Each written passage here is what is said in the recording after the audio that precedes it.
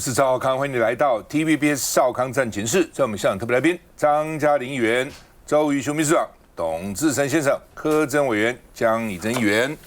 好，那麼美軍手上第一次派出叫做海盜無人艇去救援2個阿帕奇飛官。昨天美國一架阿帕奇掉下來了。開始說是不是自己掉下來的，或者說不是，是伊朗的無人機把它打下來的。哇，這真划得來。阿帕奇多貴啊！無人機多便宜啊，對不對？而且無人機無人吶，阿帕奇還2個飛官呢，還好救到了，否則如果2個飛官死了才冤呢。因為美國人1條命好像比人家別的國家10條命都主貴，100條命都主貴。好，那麼川普發文警告，打掉我的阿帕奇直升機必須回應，所以網絡就擔心了，要打又做空了，是不是開始做空了？因為覺得川普靠這個戰爭賺很多錢了。一下子和談，哇，做多股市漲；一下子不和談，股市趕快跌哈，然後他就可以做多、做空、做空、做多，两边賺錢哈，家族賺了不少錢，所以川普要做空了啊。那另外呢，這個伊朗說發射飛彈無人機打擊21處美國的這個軍事目標哦。那革命衛隊說他要夜襲美國駐巴林的第5艦隊。因為在台灣這邊是以前是亞洲這邊是第7艦隊嘛，如果敵對行為繼續，要更嚴厲回應打了21起而且呢打了約旦的這個基地，美軍的無人機都打了。那另外呢，美軍說好，你打我就摧毀伊朗的防空雷達系統，把你摧毀掉。那另外呢，說伊朗又說把美軍的死神無人機 MQ9 又打下來了，美方否認說沒有了，哪有那麼厲害？我們 MQ9 好好的，沒被他打下來。那伊朗說呢，這個美軍這個直升機被遇襲，美軍不是炸伊朗的防空系統嗎？伊朗說現在局勢平靜，大家都說沒事啊。那另外呢，這個專家說，伊朗怕新常態，就美國變來變去，所以他現在只要美國一變，美國打我就打你。免得美國覺得說我打你很正常啊，對不对？你習慣被打嘛，打了你沒有反應嘛，所以怕變成一個 new normal 那另外呢，美國持續打擊伊朗，革命衛隊發動反擊。伊朗外長說：“你們想活命就離開中東，不要留在這裡，留在這裡我就炸到你們了，無處可逃那昨天范斯才說，這個和談非常接近了，幾個小時，川普就是要打伊朗，所以荷姆茲海峽局勢又告急了。所以到底有沒有和平協定？反正講聽聽。CNN已經統計說，每到週末，川普就說3天內就搞定了這個伊朗了，會和談了。到現在為止，從3月到6月已經喊了37次了，幾乎川普每個禮拜都這樣講。你狼來了也不如講1次2次就不行。你現在講了37次，大家還相信你嗎？好吧，這個美伊談判說進入深水區。美方有4項核要求曝光，說呢，這個已經暗訪伊朗的這個核機密實驗室，比方說伊朗都給我看了，都給我看了。基本上呢，就是伊朗也是改變的，變來變去的，因為他那個領袖躲在那個洞裡，很不容易找到人。美國也是變來變去，所以原來已經談好了，說伊朗停止發展這個濃縮鈾10年，伊朗已經同意了，川普突然說20年。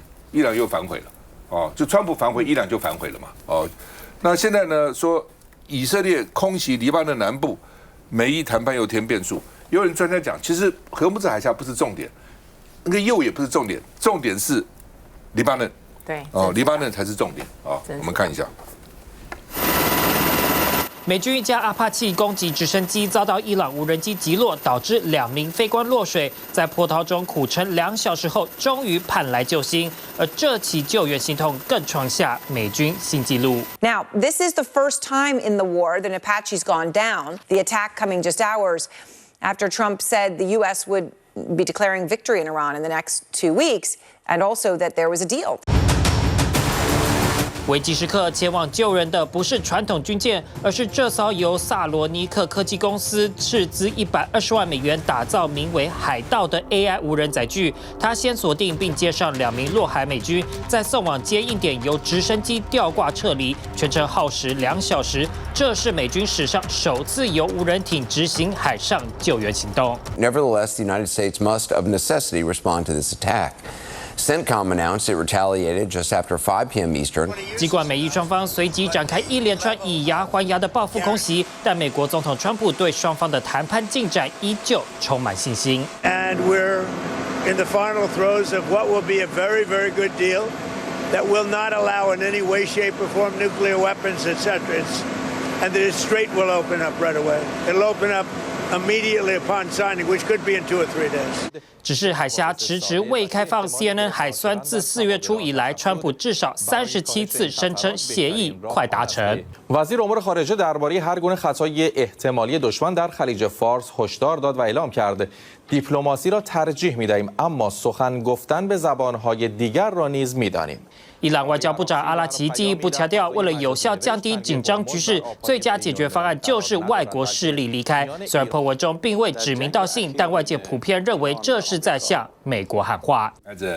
我覺得這個阿帕契被擊落對美國來說當然是狠狠的被打了一個臉，而且完全就是用無人機所以你看剛剛的畫面當中，我也看到非常多畫面在不斷想說他們如何用各科技的方法來救人，試圖要稍微轉移一下這樣的一個焦點。不過你可以發現川普他就說他們要反擊，因為是個自衛性的一個反擊，表示實質的交戰。但是呢，在言論上面都彼此有所克制，因為他們也不想把這個事端鬧得太大。所以當這個伊朗有宣稱呢，他們把美國那一架 MQ-9的無人機打下來的時候，川普才會說完全否認，他就是不希望能夠再把這件事情呢不斷無限的上綱。而且呢，剛剛趙大哥也特別提到的，黎巴嫩戰場的確是一個大家關注的焦點。大家知道，黎巴嫩的真主黨背後就是伊朗。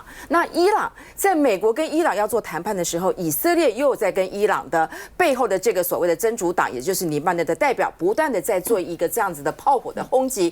那川普到底他的角色在什麼地方？你看他的發言，他在 Twitter 的發言，各方面的發言還是非常的強硬。大家都認為川普還是在用以戰逼和，因為他用這個角度裡面，彼此都還在試探未來到底方向在什麼地方。不過川普雖然非常的支持納坦雅胡，可是他也特別提到的，我跟伊朗之間的談判，以色列領導人必須要遵守。他都已經發下的這個豪語，表示即使在支持納坦雅胡，但是如果他繼續再跟黎巴嫩格格敵的話，美國在這一塊面也不太會允許，因為他必須要在最快的時間當中來把它搞定。可是他完全的低估了，我說實在的，他低估了伊朗的一個韌性。雖然他不斷的信誓旦旦說他們要對這個核武，對這個鈾要採取什麼樣的一個管制的一個措施，可是伊朗是不太會屈服的。而且伊朗現在控制了荷姆茲海峽，不好意思，這個東西來說當它的能源是一個經濟的一個命脈，伊朗試圖要用封鎖的荷姆茲海峽來掌管全世界對於能源危機，試圖要引發大家，包括亞洲，包括歐洲對這件事情的重視。那很顯然，美國在這一塊的反封鎖沒有達到很實質的一個效果，所以川普不斷的用非常強硬的語氣，他打你，你也必須回擊。但是你在問到他的時候，他的口頭上、語氣上又似乎看到大家有一個和談的空間，彼此都在玩這種零和的遊戲。不過最重要的原因是，現在已經6月了，100天了，那開始要期中選舉了，而且大家都知道，美國的國會不太可能再允許川普在無限制的不管用多少的一個武力，甚至也不可能，伊朗已經打定主意的，你也不可能派人到我攻擊我實際的領土上面，因為伊拉克跟阿富汗已經給美國非常多的教訓了。所以呢，在這個過程當中，我想川普應該比伊朗更急的要來結束這樣一個戰爭，所以這個和談的內容會隨着伊朗的強硬度會有所修正，但應該不會太久。不過那個川普是變來變去的啊。川普之前說伊朗很希望呢，這個伊朗欺負我，因為呢他認為我怕這個期中選舉。他前陣又說不怕了，他又前陣不怕了。我在想川普在想什麼如果他算一算，他期中選不贏乾脆推給伊朗，選輸了這是怪我呢，因為伊朗要打嘛，這個政治變來變去，不知道會怎樣川普一方面說我不能輸。說的他們這個國會彈劾我，一方面現在又說呢，他要這個來威脅我，我不怕。所以你看他變來變去，到怎麼樣你真的不敢講。那川普也，而且現在沒有人聽他的，伊朗不會聽他的，對，尼坦雅胡也不聽他。他打了2次電話給尼坦雅胡說，你不要再去打黎巴嫩，你不要去打黎巴嫩了，你發瘋了。第二次跟他講你瘋了，尼坦雅胡說好，我暫時停了，可是我隨時準備要打。所以這個真的是每個國家每一個人都有自己的盤算了哦，因為那個納坦雅胡也想啊，我不繼續打的話，我搞不好選舉都輸了，到時候他是有刑責在身的，他就可能被抓去關了，所以每個人都在想自己的這個利益了哈。來，玉秋兄怎麼看？我覺得哈，剛那個邵康兄講的哈，大家有沒有發現，就是不管講了幾十次，這一場戲唯一的不變的就是變。唯一不變就是每天哈，這個前腳進後腳跟吶哈。不過我倒覺得是這樣，從這個阿帕契被打下來這件事情來看呢，我常常喜歡這樣看，就是說，那如果這個事情放在台灣會發生什麼事？前一陣子我們在談軍購嘛，委員也在，好，那最後終究是過了。可是大家有沒有發現，其實民進黨政府不曉得是刻意還是忘記，還是根本不想記起來。就是說，他前腳叫我們一直買武器，可是我們後腳的這個人員的這個精進吶，好，包括這個整個戰建軍的這個整備，基本上現在是沒有人在討論哦。我們只會看到這個，也許大家會討論到總統很激動啊，一定要無人機，一定要怎麼樣？一天8點講，還連喊3次，我要如何又如何？好，這脫稿演出，所以我覺得應該是這樣啊。瞬息萬變，唯一的不變其實就是變。你看。李在明總統講到說啊，這隔壁台灣比我們韓國還要危險，習慣沒事幹講我們幹嘛？好，但是事實上這個確實是如此。我覺得兵凶戰危，那這個中國大陸的狀態我們清楚，他也不是第一天才這樣。但台灣的政府到底做好多少準備，這個才是我覺得我們比較擔心的地方。好，那看起來短期之內，我覺得不管是伊朗也好，黎巴嫩也好，或者是川普。甚至於，我覺得期中選舉對川普來講，其實是一個非常非常大的挑戰。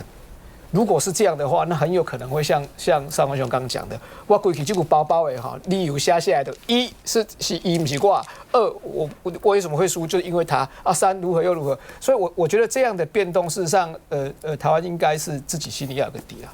就我原來對川普很擔心了。但是如果他算了，他一定輸了啊！对，他的規矩稍稍。现在民調都他可能會輸嘛。如果一定會輸的話，他搞完又有其他的策略，說不定不知道，因為他實在是變來變去很難。他旁邊人都不敢講他怎樣，國務卿啊、國防部長都不知道，說啊要不要賣台灣武器，只有他知道，我們都不知道，所以沒有人知道他幹嘛。現在再回來。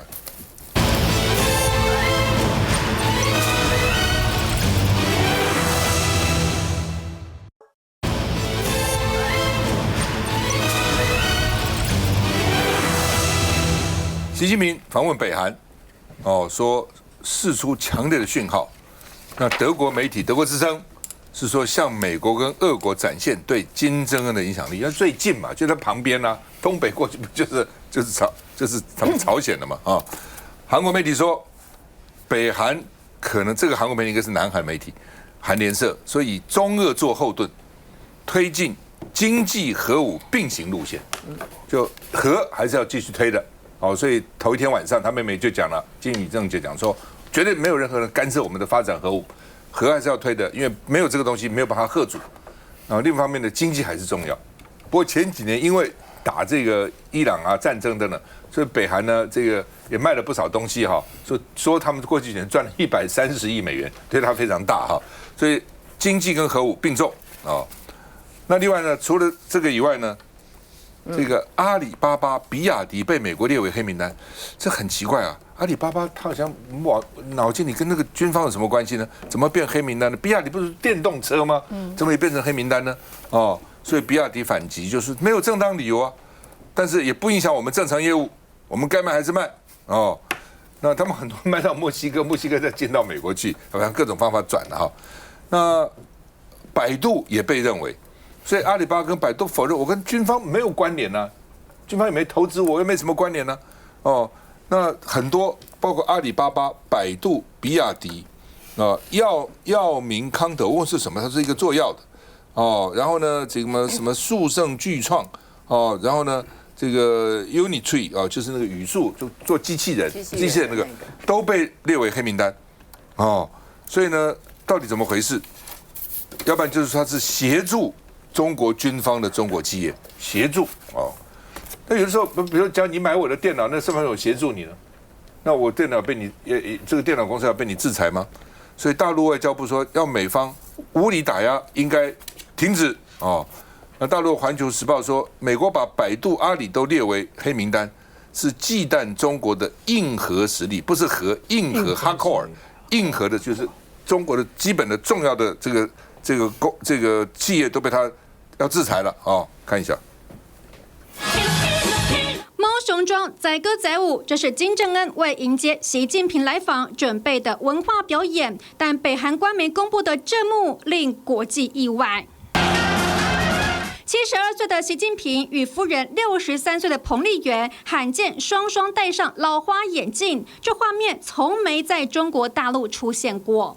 金正恩和李學儒迎接。不管是大陸央視的全紀錄，還是中國大陸外交部網站，習近平夫婦戴老花眼鏡的畫面通通被剪掉。日媒時事通訊社指出，習近平的外貌變化、健康都被北京視為高度敏感機密。The two-day visit was important for two reasons.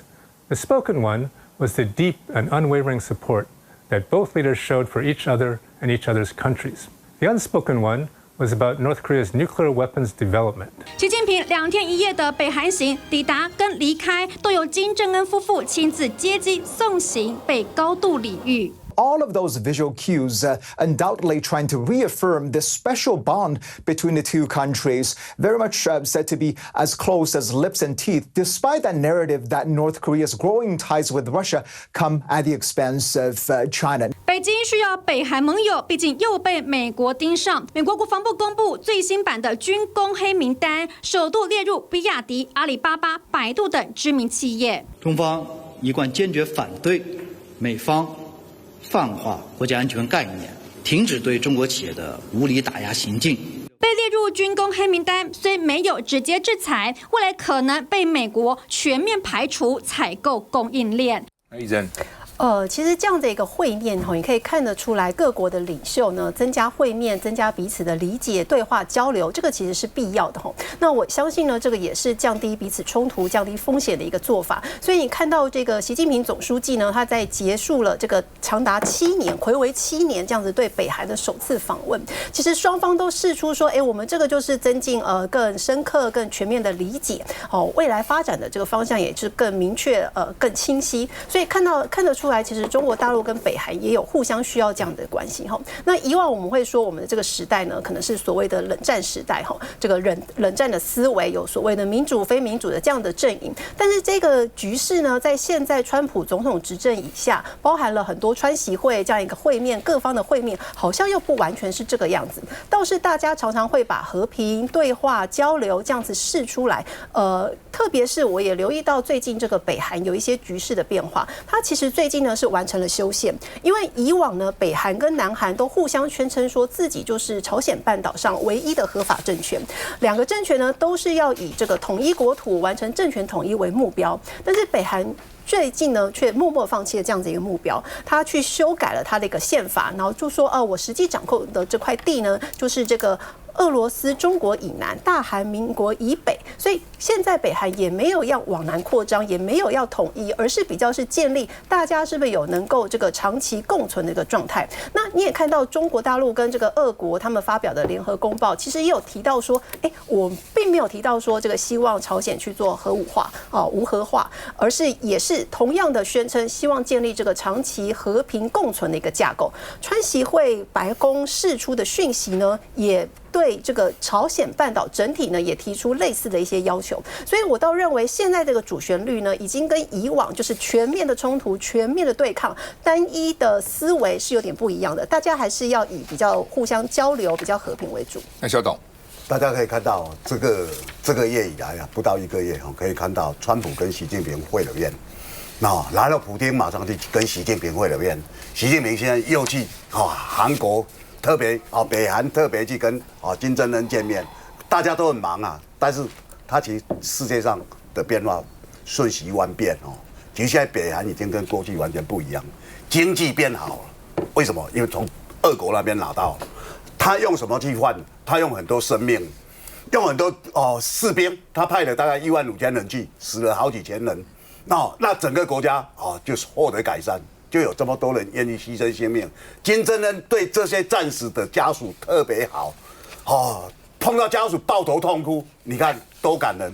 一個軍國主義，他可以弄成這樣那大家可以看到，他去幫俄國，他獲得多少不止它的核子技術改變，它的核子彈的技術改善，它航天技術很多軍事科技的東西都變得比過去強很多。所以大家可以看到，現在世界上很多都在變化。你可以看到全世界軍事第一名的叫川普，他現在排第15的是以色列，排第16是伊朗啊，他們兩個一起打伊朗，陷到泥淖裡面出不來，都不曉得怎麼辦。那全世界排名第2的俄國陷入了烏克蘭戰爭，4年都也抽不開身，兩邊都抽不開身。那大家可以看到，這些不打仗的國家剛好可以從容的發展。那從容發展，你要發現我們現在其實大家都講美國跟跟中國大陸下來會有哪一環競爭呢？其實美國對中國大陸的那個防備其實就可以看到後面所有的這些東西，他都這個不給你去，那個不給你去。我覺得中國大陸他自己也在冷靜的在看。我們知道現在最主要抵制就是晶片嘛，台灣的長項，台灣現在說我們要對中國大陸準備，我們也要來抵制，不准因中國大陸。可是有一個科技是很強，沒有錯。這個科技裡面最重要是要什麼？要稀土啊！如果中國大陸把這些限制我晶片的這些廠商的稀土通通限制，我看你東西要怎麼做？完蛋！這晶片最重要是稀土，你才有辦法做到最高層的好的晶片，你知道嗎？那所以如果這個真的科技戰打下去的話，其實全世界都會受害。所以很多人覺得說，我陪美國去做這些事情，可以對中國大陸怎麼樣的話，那其實大家看，美國動作會越來越多。現在大疆無人機全世界佔70%，美國也要限制它。他現在跟美國政府在打官司，他去告美國政府。那你可以看到，接下來所有的這些動作越來越多，不止比亞迪呀，不止百度，因為美國裡面有非常多反中國大陸，他認為我們要凝聚，這樣才有選票。當以選票為一切的時候，那他們跟台灣很多動作就越來越像了。那現在好，那有人在講了如果這麼多公司都被美國抵制了，那習近平9月24號還要去嗎？故意的。已經有人在提出這個問題了，你幹嘛去替他這個來助選呢？甚至等於是給他面子呢不過川普也很厲害了川普現在就原來呢只是說要不要賣台灣武器變成他一個籌碼，現在你要不要打電話給賴清德都變成一個籌碼。川普雖在學，突然發覺說，你大陸那麼在乎，你北京越在乎的越是我的籌碼嘛。談判一定是這樣嘛。你如果不在乎，這個根本不是籌碼嘛。你在乎，你就得付出代價嘛，對不對？就跟那個夫妻離婚談判的時候，常常看他們談判，我在旁邊看，誰要急着離的話，要付的代價就多嘛。只要你不急呢，我們拖有什麼關係呢？你就不需要付什麼代價。越急說，我趕快要離的話，那就財產多少分給我，每個月給我多少贍養費等等，一樣的道理。任何談判，你急的那方，我一再強調，打巴黎和談，越戰的時候，巴黎和談，越共在巴黎的郊外租了一個房子，5年的契約租了一個別墅，越共代表在那邊5年，美國到巴黎的代表是一個月簽5星級飯店他趕快回去抱老婆，趕快回去看孩子不要再跟你談太久，談的結果怎樣？當然是越共贏嘛。談完沒多久，整個越南就全部淪陷了所以一樣的道理，川普現在就是說，北京已經這個看，就是說，川普也看準北京在乎什麼，在乎給台灣賣武器，對不對？我就說不講，我140億要不要賣再說。現在突然發覺北京更在乎川普要不要打電話給賴清德，因為他一定出動很多外交，說你不能打，不能。